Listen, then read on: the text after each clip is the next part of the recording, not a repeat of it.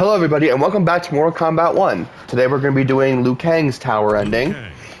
And I'm just going to close my eyes on the top row and... Jax. Fuck no. Kano. That works.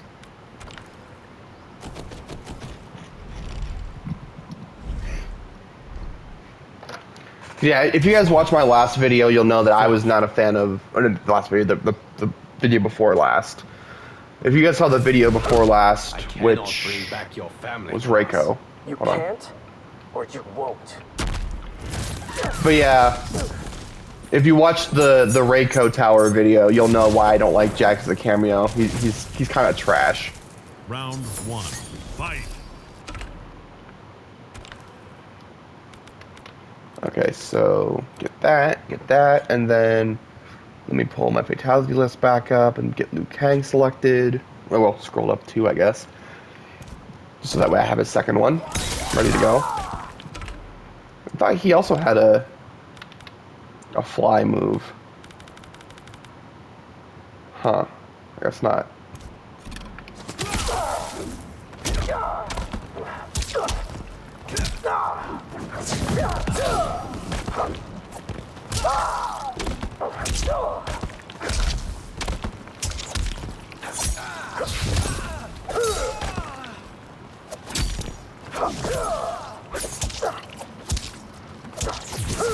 Come on! Get in range so I can try to fucking do combos, you little bitch!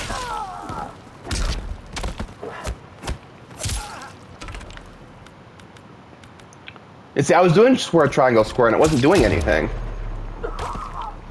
I am the chosen one. Round two, fight.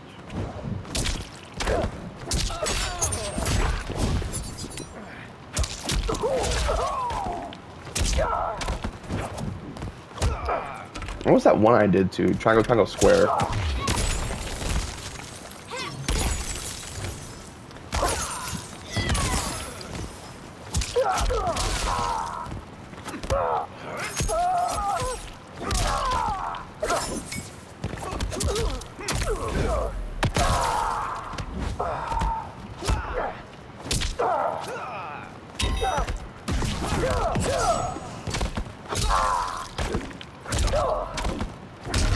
Get the fuck down.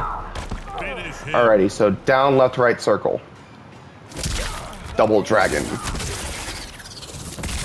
Ooh. Oh, damn. Ooh. Damn. Fatality. Liu Kang wins. That was pretty sick.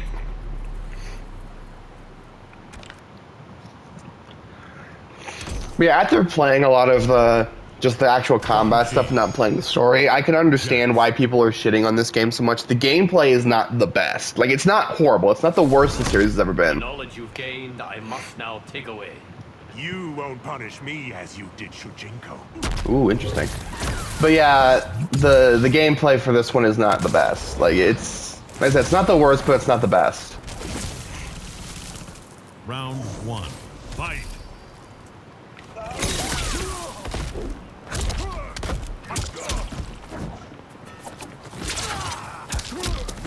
There we go.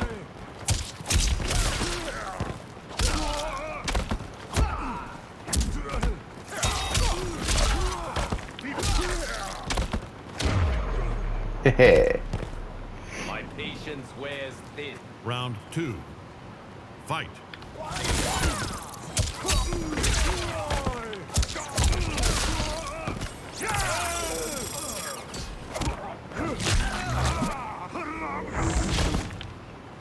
That was bullshit, though.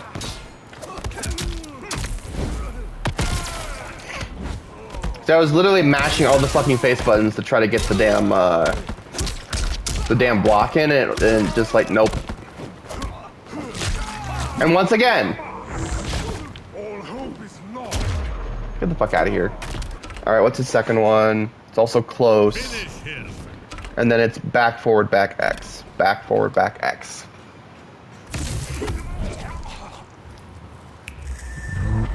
Whoa! Damn! Fatality. Liu Kang wins. That's just awesome. That's legitimately awesome, actually. I love that.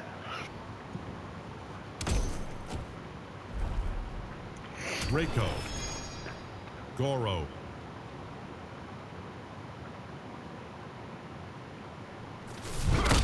You schemed against Outworld long enough. I have not schemed against it at all.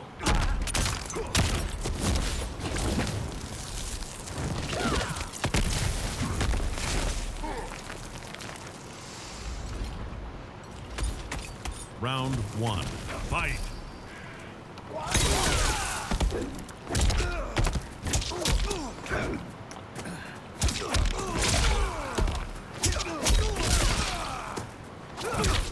Fuck.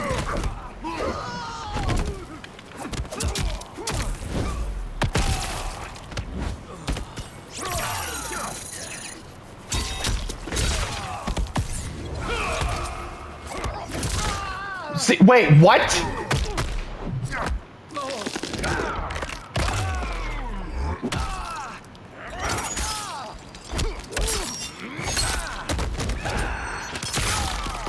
I mean, sick fatal blow.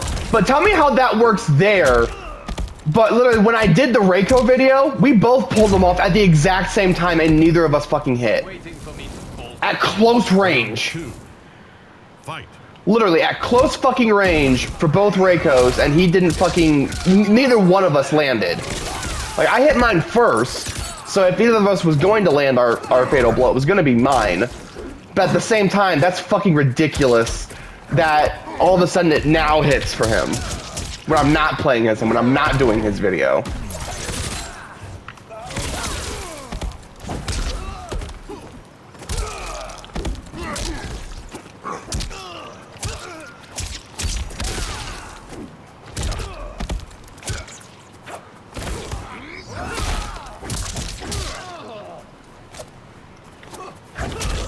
Motherfucker, if you don't stop backing away. Finish him. Right down, right down left, but I still got it though. Just because I've done it before, but still, fuck you, dude. Take your damn heart. Fatality.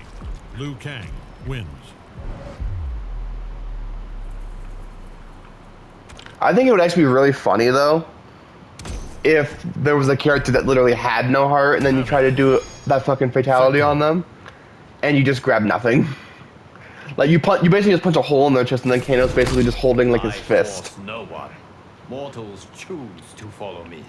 Making you their master, which makes them slaves. Not if they're choosing. What? Round 1. Okay, Havoc's officially a retard. Oh, they choose to follow you? You're still their master, and then they're still your slave. What a fucking moron. Slaves literally are forced to follow people. Choosing to follow them is... I mean, granted, there are times where, like, you can still make that argument if it's, like, an indoctrination thing of, like, a cult. So, like, people who choose to be Scientologists are still slaves, but they did choose to be a part of that, so they can't complain when they get fucking used. Like they can, I should say, they can complain about it, but they can't say that like it's not their fault. Finish him. Or, I don't know. I'm trying to think of a way to fucking word it, and I'm not wording it very well. Like it's not their fault. It's not their fault, but it is, because especially with like something like Scientology, for example, with it being out in the mainstream and how fucking evil it is now. If you genuinely, at this point in society, if you genuinely get suckered into joining Scientology, you are literally asking for whatever they do to you, because it is now common knowledge that they are fucking evil. What is your role in your timeline? I'm a global martial arts star, aren't you? What the fuck?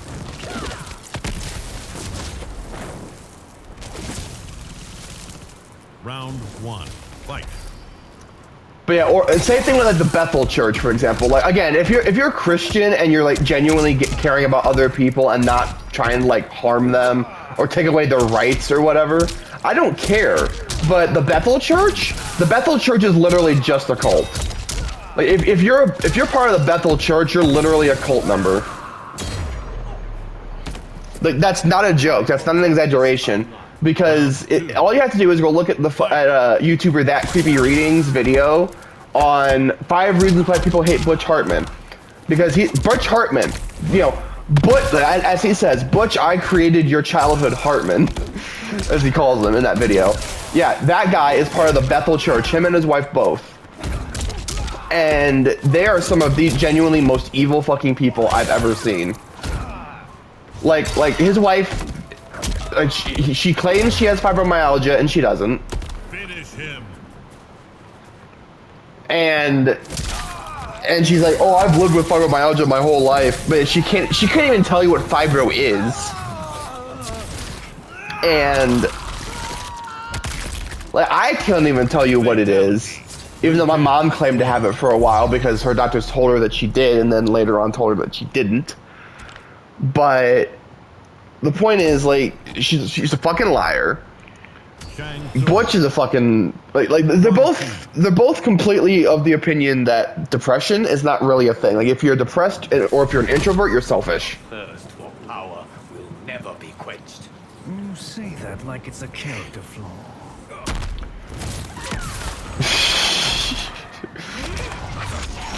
But yeah, it's absolutely horrible and disgusting how those people are.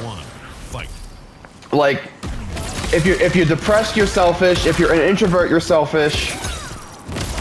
If you commit suicide, you're an awful person.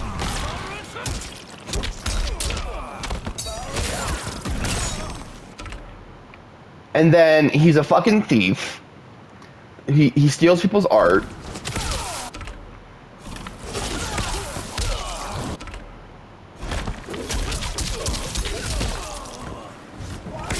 He suckers people out of their fucking money because he started that whole the Oaxis thing, which was supposed to be like a form of Netflix, but for people to create new content, like smaller creators to make new content.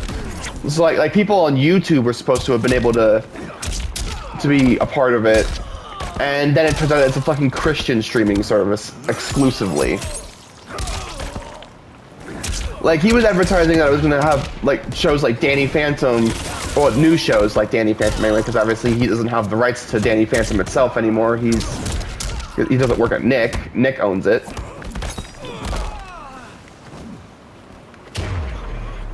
But there's that. I mean, there's a lot of shady shit with him, but like the main point is that the Bethel Church are one of those churches that just, again, they say that you can heal anything, literally anything, if you pray and believe hard enough, including death. Like one of the biggest names of their church, Andrew Womack's like, I've seen many people raised from the dead. No, the fuck you haven't, you stupid con artist. So yeah, if you're part of the Bethel Church and you choose to be there, you're an asshole and you're an idiot. My loyal partner had warned me.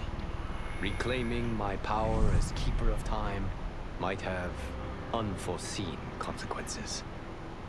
In this, as in most things, he proved prescient. The process I had undergone did irreparable harm to my body. Taking back my power had cost me my immortality. Well, then what's the point of having the power? My lifespan would still stretch across eons. I would one day perish. Oh, okay. And if the war with Titan Shang Tsung taught me anything, it is that this timeline is not safe without a protector. Yet I had never given thought to choosing a successor. Who is it that could replace me and protect my new era? The answer, of course, was Geras. Tireless and meticulous, he is perfectly suited to be entrusted with this grave duty. And no one knows better the temptations of the hourglass. I have no doubt he will be above them. You can see Cassie Cage over there on the left from MKX, and then you can also see Devora doing her kiss of death on Melina as well. Yeah, just more shot to those of us who actually like the Kombat kids.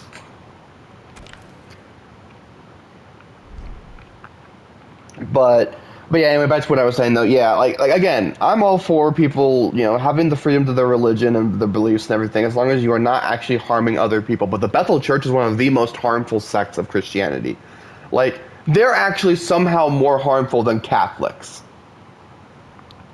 And I fucking despise Catholicism because of the way that they are with their people. But at least the only thing that they've done that's necessarily harmful is A, they have been caught touching little boys, potentially little girls too, but they're most known for touching little boys.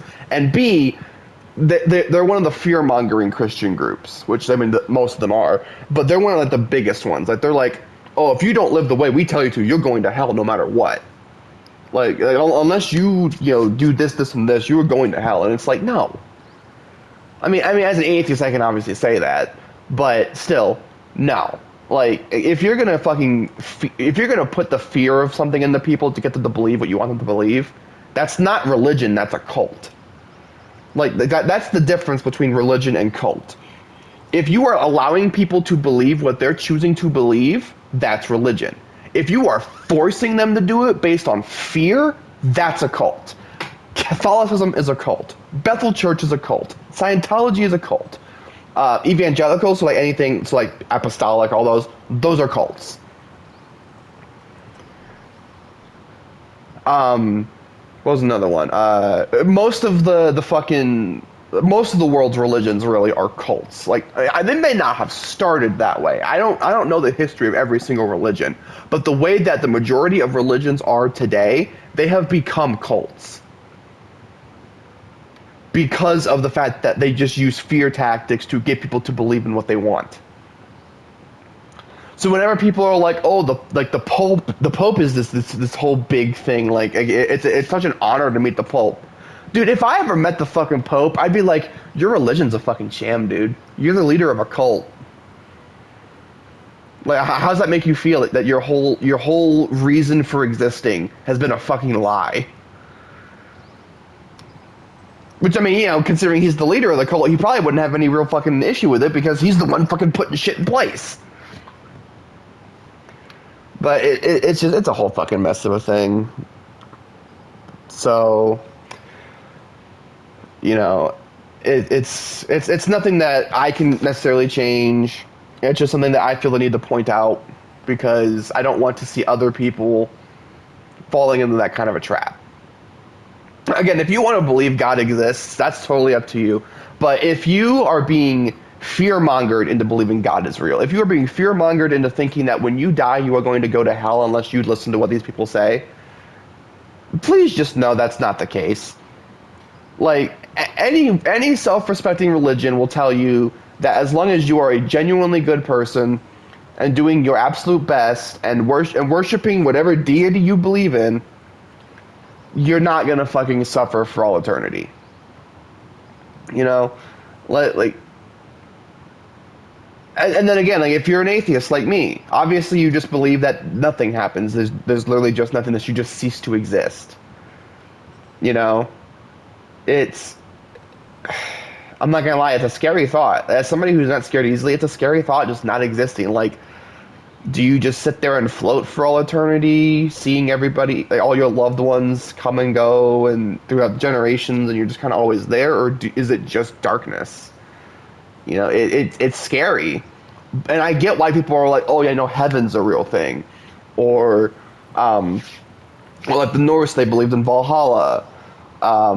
There's Hades in Greek mythology, which is the only afterlife. But you hear Hades and it automatically translates to hell for some people. That's not the case. Hades is broken up into 3 sections, which are Elysium, Asphodel, and Tartarus. And there might be a few others, I think, but I know the big 3 are Elysium, Asphodel, and Tartarus. Elysium are for the people like...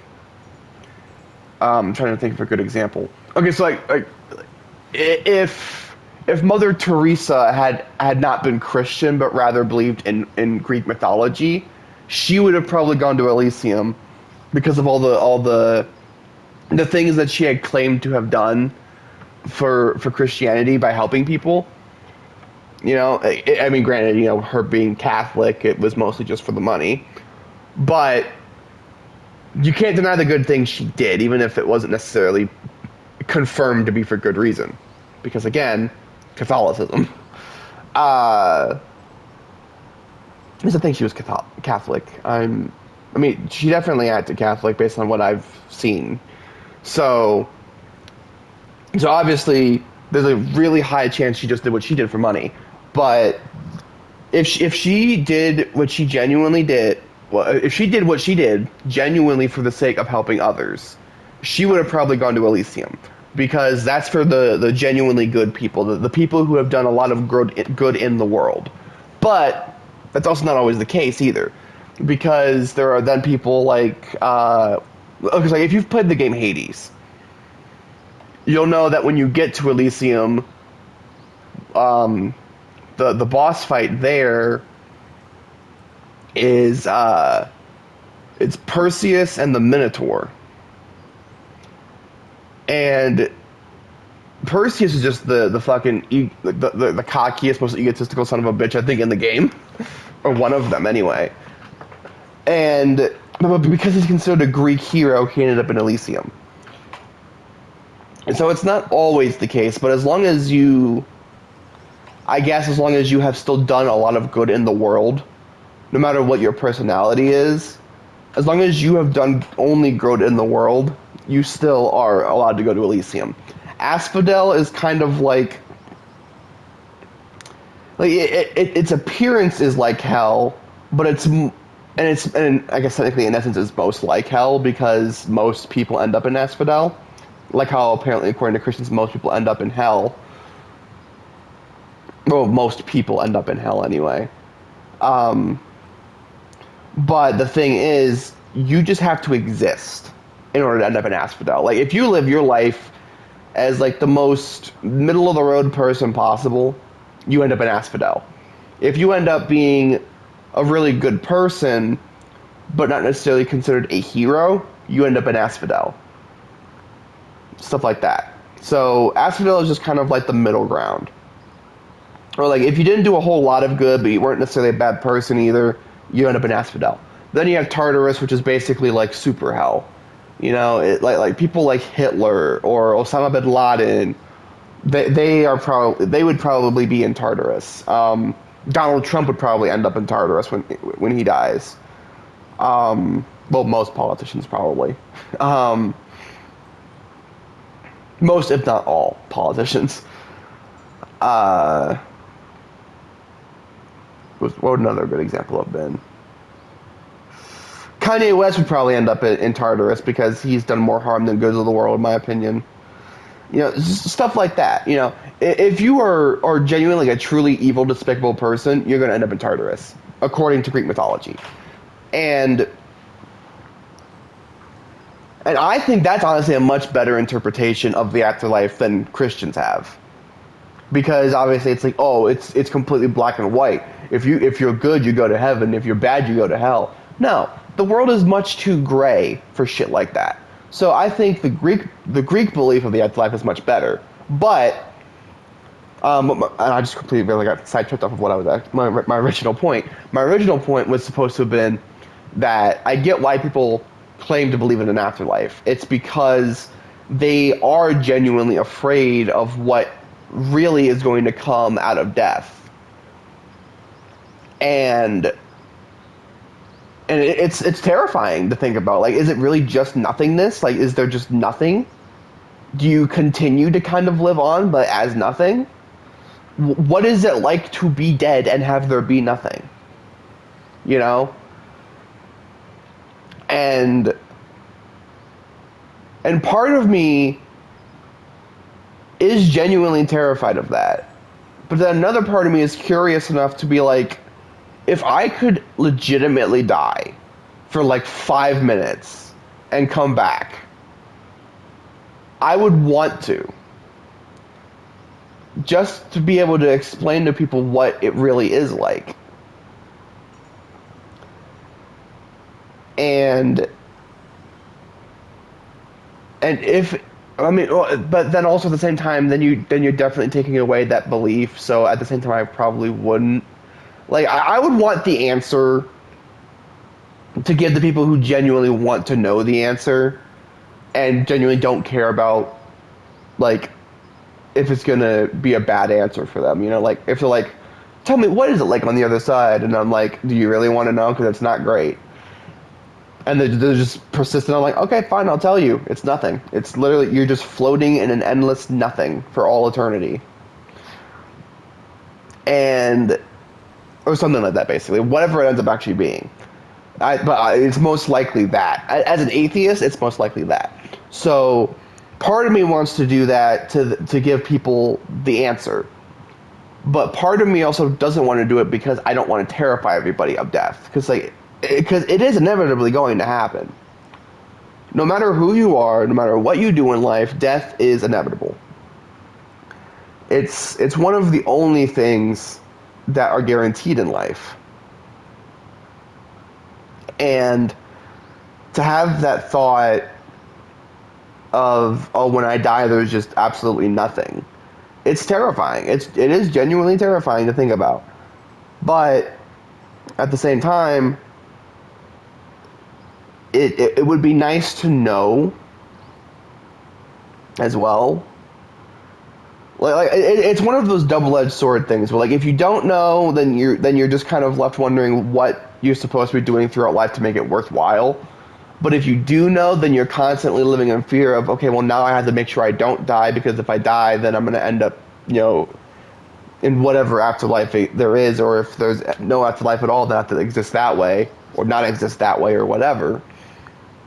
It's just that terrifying thing of the unknown. It's that fear of the unknown that really gets people, and I get it. So I get why people come up with these fantastical ideas of an afterlife that allow you to exist after death. But at the end of the day, it's most likely that that's not what's really going to happen. At the end of the day, we're just going to return to the dirt where we came from, supposedly, according to Christianity, which I don't know if you would... I mean, I guess technically you could still claim that we came from the earth, since everything is made up of everything. But the point is, you're going to end up in the ground, and again, and this is just my belief. So if you disagree with me, that's totally okay. But my belief is, once you die, you just get put in the ground, you cease to exist. That's it, done deal. And again, yeah, the thought's terrifying, but I would rather have that cold hard truth, or, well, again, depending on who you are, quote unquote truth. I would rather have that cold hard truth than live some kind of a lie, Like, I don't want to live for some God that I don't believe in, that most likely does not exist. I just want to live on my own merits, I want to make the most of my life with the short amount of time I have on this earth, and I want it to be me. I don't want to live for some fucking deity that 99% does not exist. Like, yeah, there's that sliver of a chance because, according to Christians, they're like, oh, well, there's plenty of evidence supporting it. Where's the modern day evidence, though? Please, show me the modern day evidence that God exists. Like ignore the Bible. Ignore the Bible entirely, because that's all supposed to be history, right? Like, the Bible is basically just a big history book, okay? Where is any proof after the Bible? Where is any proof of God's existence? And don't just give me that whole, every baby that's born, that's proof God exists. No, that's proof science works, okay? Oh, God exists. God proves he exists whenever the sun comes up. No, that's just proof that fucking science exists. That's more scientific proof. Where is the evidence of a big dude in the sky with a big white beard controlling everything? Where is the actual evidence of that? There is none. That's the thing. If you want to believe it, go right ahead. But you have to agree, there is no evidence. There is no genuine physical evidence. Because people are like, oh yeah, no, the Bible is real, so God must exist. Yeah, well, Scientology is real, so Scientology must be correct, right? The Muslim, what was it, the Quran? The Quran's real, so fucking Allah must exist, right? It's all the contradictory bullshit that gets me about religion. And that's why I just choose not to believe. You know, I choose to stick with what can actually be proven as real, rather than subject myself to blind faith. You know, and that's what it is. It's literally blind faith. It is blind faith that gets you to believe in God or any religion, because there is no proper evidence of any of it. But again, if that's what you choose to do, if you choose to go off of blind faith and say that God exists or Allah exists or whatever, that's your choice.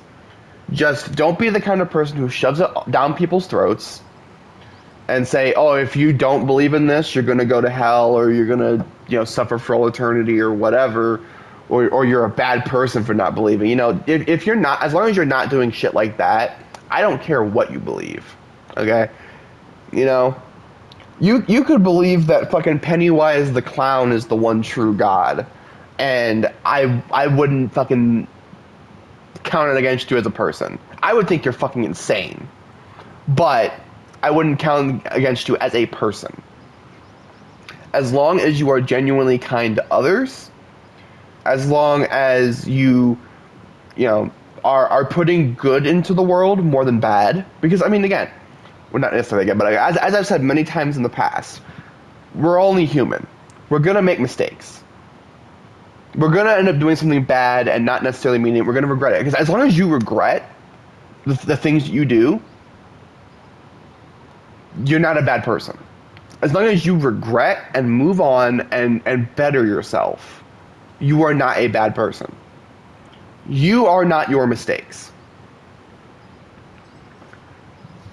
Even, as much as I fucking honestly hate to say this, even if you were messing around with children at one point, as long as you regret what you did and you better yourself and you never do it again, I can see that as a good person. You did a horrible, horrible thing, but you've bettered yourself and become a better person. It's like when I was playing Spider-Man. It's that whole same mentality of the second chances, you know? Granted, Spider-Man gives his enemies too many chances. Like, he gives them more like 5th, 6th, 7th, 8th, 9th chances. Same with Batman or Superman, you know? So at some point, you got to just come to terms with the fact that somebody is just not going to change. And if they're not going to change, either remove them from society as a whole, or you just, or you just lock them up forever. I mean, either way, you got to get them out of society, whether it's by death or by imprisonment for life. And I mean, again, yes, people can change, but not everybody can. It's all about the effort. It's about the choice and the effort to become a better human being. And not everybody is capable or willing of doing that. But if you are somebody who is, if you went on a fucking killing spree one day, and I mean, like, yeah, you're still a horrible person. I mean, at that point, you're still a horrible person. Like if you were like a school shooter or something, there is no redeeming you because you killed a bunch of fucking kids. But like, if you went on like a killing spree of adults, right?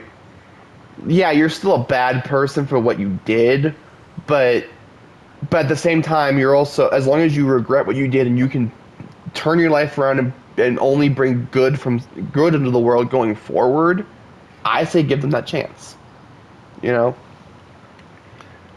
Like, you can't condemn somebody forever based on one action. no matter how heinous it is, really, unless again it's killing children. Killing children. I don't care who you are. If you murdered a bunch of children, you're a horrible person. Like that's just a brand you're gonna have to live with forever. There is no coming back from murdering children. There is no coming back from a school shooter. Like the Columbine massacre or Sandy Hook. There's no if those people had survived, there was no coming back for them. But if you are I'm trying to think of how to word this. If you are somebody who has regret for something that they did in the past, then for like 99% of things, that does not make you a bad person. It is about how you perceive the thing you did and how you continue to go forward with what you did. Like, I'm trying to think of another. I mean, I don't want to take up too much more time because I've been rambling on for a long time now. But like a good example is The Boys, because again, like I said in the previous video, I've been rewatching the series lately, and spoiler alert for season 2, episode 7, I believe. In the previous couple of episodes, we had Matt Lamplighter, played by Shawn Ashmore, and the boys had constantly been giving him shit for killing Mallory's grandchildren. And he first tries to brush it off as this whole thing of, oh, maybe I just like maybe I liked burning them or whatever. But at the end of it, he is clearly just like regretful of what he did because he didn't mean to burn those kids. He didn't mean to kill them. He was told that it was supposed to be their boss, the boy's boss, not her grandchildren. Mallory was supposed to be the one in the bed that he torched, not the grandkids. So as soon as he heard those kids screaming, he realized what he'd done, but it was too late. So he tries to do what he can to then help the boys. I don't know. I mean, granted, it's up to interpretation whether it was out of sheer regret for what he'd done or just to make himself look better. That's completely up into interpretation. And then Huey has Lamplighter take him to the tower because then he finds out Starlight was captured and was being held there. And they get there, and Lamplighter had this whole plan to light himself on fire and kill himself in front of his own statue at the Seventh Tower. And he kind of goes through with it. He doesn't get to do it in front of his own statue because earlier in the season they had moved the statue and replaced it with Starlight's. But the point is, in those last, I guess, hours or days of his life, he had been trying to do the right thing. Like, he had been doing some horrible shit for Vought because, again, they kind of had him under their thumb. But once he finally got out, he was trying to do what he could to be better. And then he's like, he saw his way out of his grief, so he's like, fuck it, I'm gonna take this out. I'm gonna do it. And he did. So, like, if you're actively killing children, I should say this. If you're actively killing children and choosing to do it and you're consciously doing it, you're a bad person no matter what. Like, there is absolutely no coming back from that. But if you're somebody like Lamplighter, who thought what he was doing was the right thing, and what you ended up doing led to the deaths of children, you can come back from that because you did not know you were going to be hurting children. And so in that situation, Lamplighter easily could have made a comeback as a human being. He killed himself before he could, but he could have done it. He had the ability to come back from what he did. And even Mallory had somehow had the strength to forgive him, because she was going to fucking shoot him. And apparently in the comics, he did, because in the comics Mallory was a guy. But comic book Mallory absolutely shot him. Comic book Mallory 100% killed Lamplighter. TV show Mallory showed him compassion. Well, not really compassion, but I guess because she was so completely fucking pissed off at the guy, so I shouldn't say compassion. Showed him a smidgen of mercy. Because not only was he going to be useful to them, but she also couldn't just continue to carry the hate anymore. So for her own mental health, she let it go. As much as she possibly could, she let it go. So overall, this is just basically my message to you guys. If you've done something that you genuinely think is a horrible thing, but you have managed to turn your life around from that and become a better person and put more good into the world than you put bad, don't beat yourself up too much. We all make mistakes. We all have to learn from them. I know I've made my fair share of mistakes. Some things that people would actually try to brand me as a horrible person for.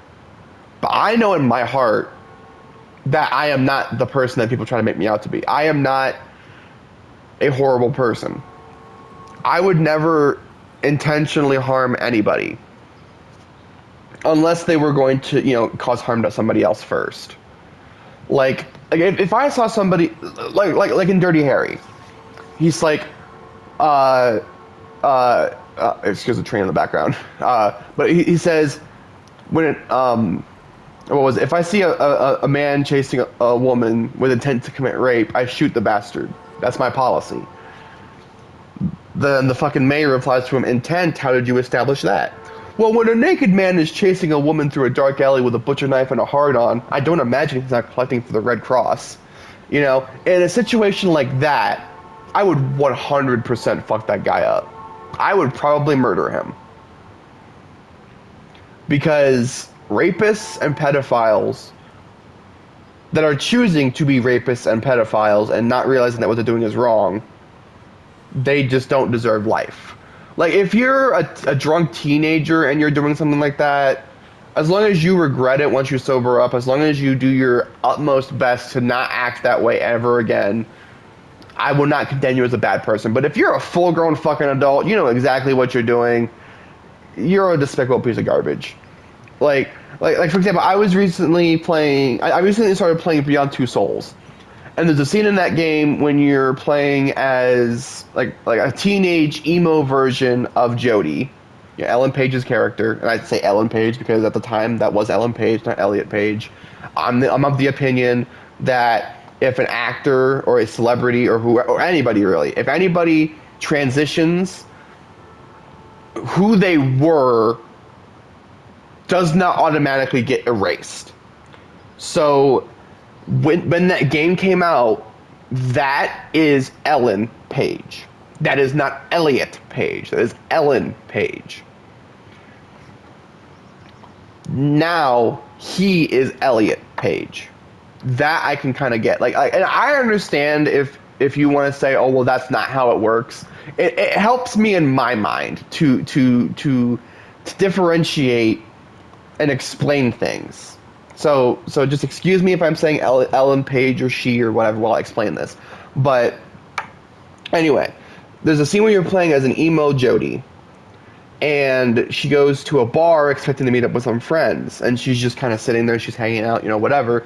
This guy comes up and says, hey, you want to shoot some pool?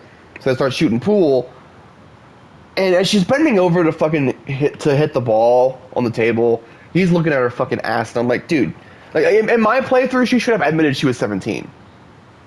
She's like, I'm nearly 17. He's still looking at her ass.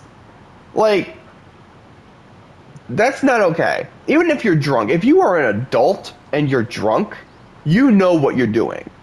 There is no, I was drunk, so I have an excuse. There is none of that. There's none of it.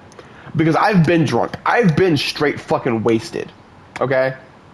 I've not been blackout drunk, but I have been wasted. You have control over your actions. Okay? As somebody who has actually been in that situation, I speak from experience. I'm not some fucking some pansy ass snowflake who says, "Oh, I've never touched a drop of alcohol in my life because you do things that you wouldn't normally do when you're sober. You know, you do horrible, despicable things when you're drunk." You know, no. That is not because of the drug or the alcohol or whatever. That is your choice. That all comes down to you and what you think is entitled to you. Okay? So as somebody who can speak from experience on being drunk, on being totally wasted, you still have control over your actions. Anybody that says otherwise either has a genuine mental problem or is fucking lying. Because I can speak from that experience. I've been wasted. I've been so wasted that I put my fucking head through a door and laughed because I thought it was the funniest fucking thing. Okay? I've been so drunk that I turn into a giggly bitch. Okay? I am laughing at fucking everything. Okay? But I am still in control over what I do. To an extent, because obviously when you're super stoned or you're drunk and wasted or whatever, you're very limited in what you can physically do. But when you have alcohol through your system, that does not suddenly make you somebody that harms others. It might increase your rage. Like, according to my mom, which again I have to take that with a grain of salt now because I know she's a pathological liar, but according to my mom growing up, she always said that when my dad would get drunk, he would become violent and angry and beat her. And so yeah, it may increase your rage in some capacity, but he was still in control of his actions. And while I was too young to know what he did, or I hadn't even been born yet to know what he did, for sure, if what my mom said is true, then my dad was in control of his actions. He just chose to beat my mom. And as somebody who, again, has been drunk, I have chosen to just sit there and laugh my ass off at pretty much everything. You know, it really does all come down to choice. So anyway, back to what I was saying. I apologize for this video being so long. I'll make sure I leave some kind of a message in the description or something saying if you want to just end the video early, you can. Or if you want to listen to this, feel free to. But back to what I was saying. In that scene in the bar in Beyond Two Souls, the guy who has clearly had a few drinks but is not like wasted, he just had a few drinks, then tries to sexually assault Jody, who, again, in my playthrough, straight up admitted that she was 17. She told the truth and said she was 17, and he still went for it anyway. That kind of a person is despicable, because he was a grown-ass adult, knew exactly what he was fucking doing. If a 20-year-old did that, I could even give them a bit of leeway.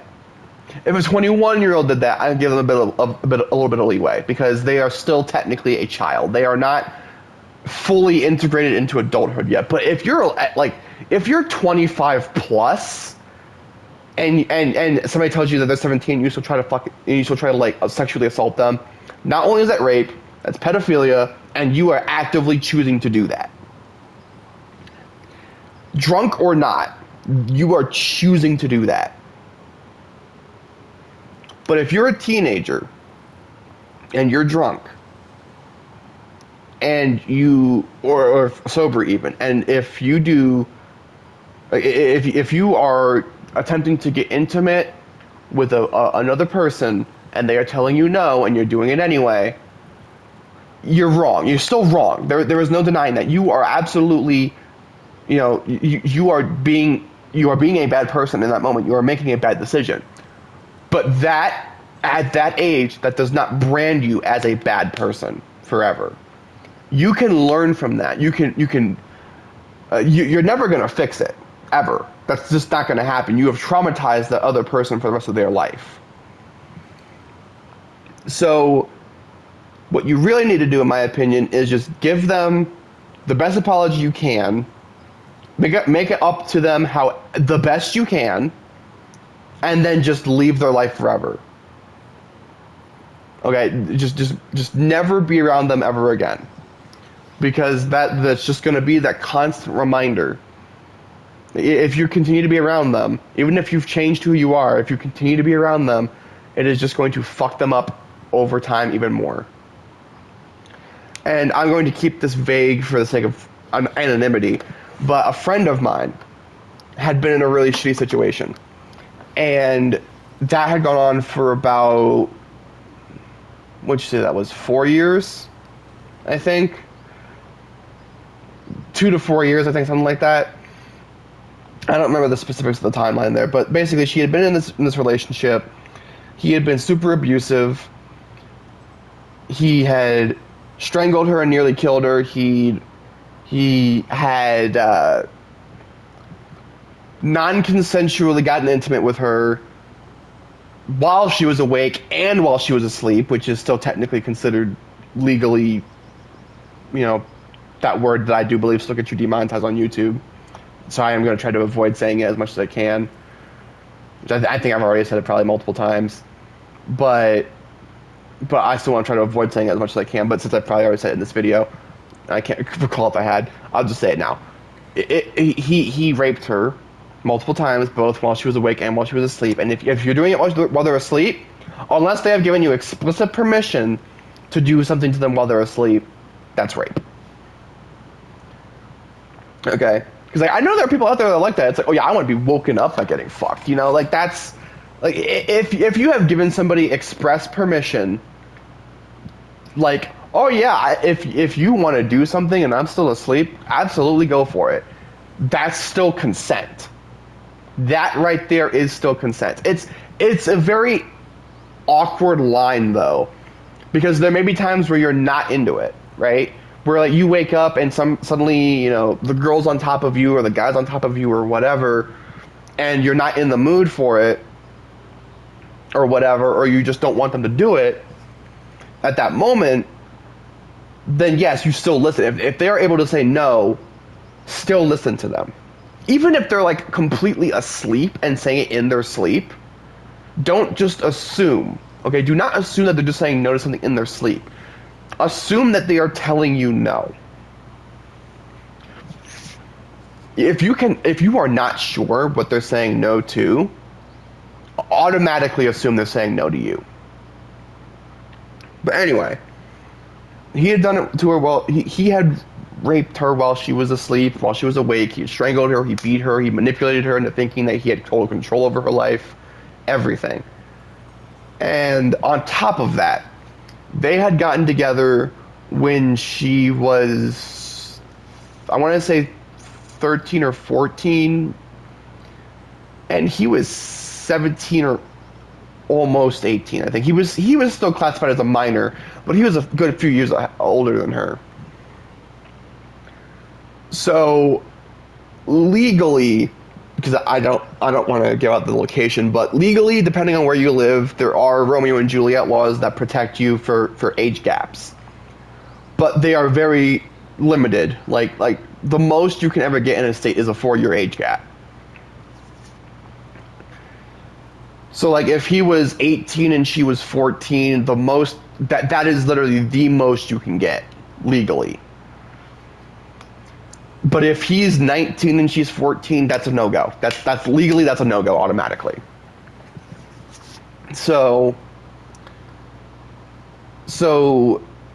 in that case, I don't think he was necessarily guilty of being a pedophile, but he was still guilty of all that other shit. And now from what I've heard, because she unfortunately recently saw him again, didn't even interact with him. She just saw him at her job. He was in the drive-thru, and they did not interact because she was not working the window. She just happened to see him in the window, and it sent her into a fucking panic attack. Okay, she broke down in the middle of work and nearly had to go home because of it. I think she did. I can't remember for sure, but the point is, it affected her ability to work. Now keep in mind, she had not seen him in 4 years by that point. And apparently he had a girlfriend, supposedly a fiance, supposedly they were already married. I don't know.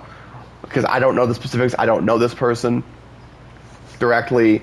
My friend lives in a whole other state, so I definitely can't confirm that. I have no way to. But apparently she had been told that he was either engaged or already married, and either way he had this other girl. I cannot speak for if he has actually genuinely changed who he is, but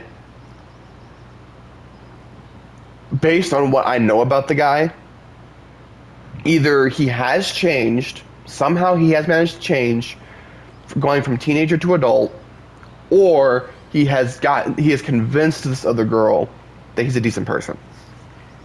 And he has not changed. I don't know what it is, but as somebody who knows how many mistakes teenagers can make, I am willing to give him the benefit of the doubt and say maybe he's changed. You know, maybe there's something he could even do somewhere down the road to make up for the things he did to my friend. But the fact that she saw him in the drive-thru, did not interact with him, didn't talk to him, he didn't even acknowledge her. You know, I think he saw her, but he didn't acknowledge her or anything, or just said hi, or something like that. He didn't really interact with her all that much, and it still sent her into this big fucking panic attack. That tells you how much trauma he inflicted on her.